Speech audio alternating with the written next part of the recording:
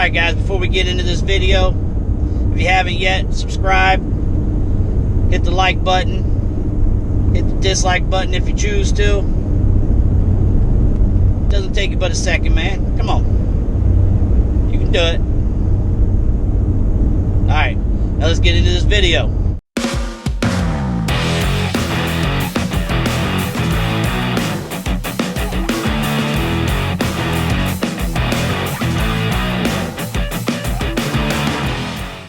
Your hustle gotta be strong in this industry, as in any other industry. Alright guys, what's going on? So this video, I'm going to cover freight lanes real quick. I had that question asked. We got a video where I covered it before. It's about a year old, maybe a little longer. I mean, everything's kind of the same for the most part. Things have changed a little bit, it seems, with since the corona. So this is just an updated video on freight lanes. Where things changed after the Rona hit was there was a couple of spots for us specifically that we were just continuing to get out of. When we got near there, bam, we were out. And it was automotive related. And then once the Rona hit, that just jacked all that up. Those normal places that we were instantly getting out of, stopped. And also, prior to the Rona, there were certain places that were just dead for us. They were just really difficult to get out of. Now, during the Rona, and up to this point, that part of it's changed the most. Well, one, those couple of spots that were seriously pumping out freight have just flattened out or non-existent. As far as certain places that we weren't getting out of, because so far what I've noticed the most is I've not had to relocate near as much in certain spots that I used to. I'm getting freight pretty regular without having to move. So those are the things that's changed the most for me, and with this carrier specifically, as far as the freight lanes are concerned, since the Rona. I don't know with any of you other guys that are out here driving if things have changed for you guys. It seems like overall the freight has been good. How long is that going to stay that way? No idea. I think as long as there's all this free money being handed out to everybody and they don't really need to work, they're content, I think it'll stay status quo. But the minute that money quits being handed out, and I should say if the economy tanks, then things may change again. But as of right now, that's been the biggest change, is that been a lot more steady freight everywhere I've been landing for the most part. And it seems to hold true for everybody else. Everybody else seems to be doing much better than they were before. Now, with Barrett, and I'm going to add a picture on here. It's got all the pinned locations, and all these pinned locations, they are where I pick up, not the delivery locations. I don't pin delivery locations just because it really doesn't matter. If I'm not getting freight out of there, I don't really care where it went. So I only pin my pickups. So all those pins you see, those are where I have picked up since I've been with Barrett. And so that gives you a general idea of the freight lanes for us. Now, the thing about the freight lanes is they will vary from carrier to carrier. For instance, and this is from just some discussions I've had with drivers with these companies. Doesn't mean it's absolute truth, but it's what I've heard from just talking and seeing some of the posts.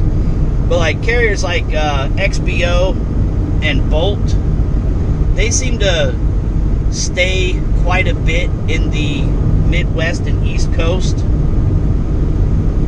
They do a lot of shorter runs of say 500 miles or less, and they stay up in those areas.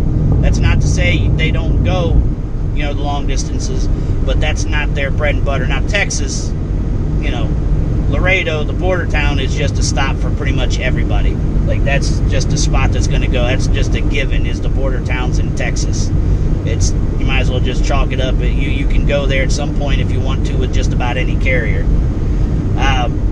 But as far as their bread and butter, what their normal freight lanes are, as I said, for those kind of carriers, those couple of carriers is going to be the Midwest, say Chicago, Michigan, Indiana, Illinois, Ohio, Pennsylvania, maybe Virginia, the Carolinas. Those seem to be the main freight lanes for those carriers. Now, like with the carrier I used to be with, VGS, you know, it was everywhere. Like, honestly, I was all over the place. Obviously, the main freight hub for everybody is going to be that Midwest, that Chicago, Michigan, Ohio, Indiana, Iowa, you know, even PA. Like that, those are going to be the main hubs for just about everybody. It's just a lot of manufacturing there. It's just where a lot of freight is. The auto industry is located up in those areas, so it's just a given. But as far as expanding outside of that, VGS, I mean, I hit all the 48, the lower 48. I hit all of them. Got loads out of pretty much the majority of those, but I delivered all of them. They will take you. They basically do a lot of longer runs. So, you know, you're going to do a lot of California, a lot of the Northwest, Oregon, Washington, Wyoming, Montana. I mean, you're gonna hit all those crazy places, which is cool, especially if you first get out here and you kind of want to see things. That was awesome. Like, I'd still like to go out there occasionally. I'm definitely, you know, glad that I don't go to all those places as often as I used to, and the main reason is because it's tough on your vehicle to drive out in those places, and it's pretty difficult to get out of there. The rates are rough coming out of those places. So I'm glad that I'm, you know, where I'm at and doing the runs I do now. But I do occasionally miss, you know, being able to get to those, you know, Oregon and Washington. I'd love to go back out to Oregon and Washington again. But back to topic. Yeah, each carrier is going to have a sweet spot and going to have kind of an area they keep it. Because, you know, like I just said, it's so difficult to get out of the Northwest and to get out of California and the border towns. So there's carriers that are just basically going to avoid going there. They're just not going to go there. Unless you say, hey, I want to go there. They might try to go find you a load there. But, yeah, for the most part, east of the Mississippi is kind of a general rule of thumb. East of the Mississippi is where all the freight is. You start getting west of the Mississippi, the harder the freight becomes to get. I guess that's just a simple way to look at it. I'm going to link the old video that I did. I'll link it in this video, and it should pop up anytime. I'm going to link it up there, and I think I went through things a little more in depth than I'm doing right now. I just wanted to get on here and quickly reply to Eric's question.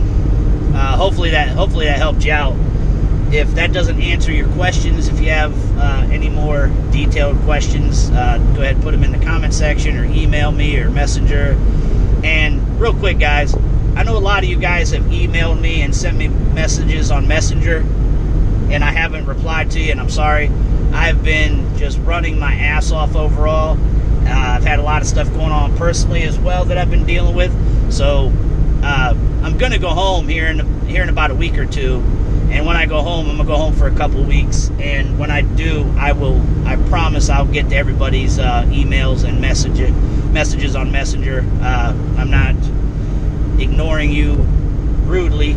I am obviously ignoring you, but I'm not meaning it in a rude way. So I will get to you guys when I go home. That'll be more than likely the weekend of the 9th of April.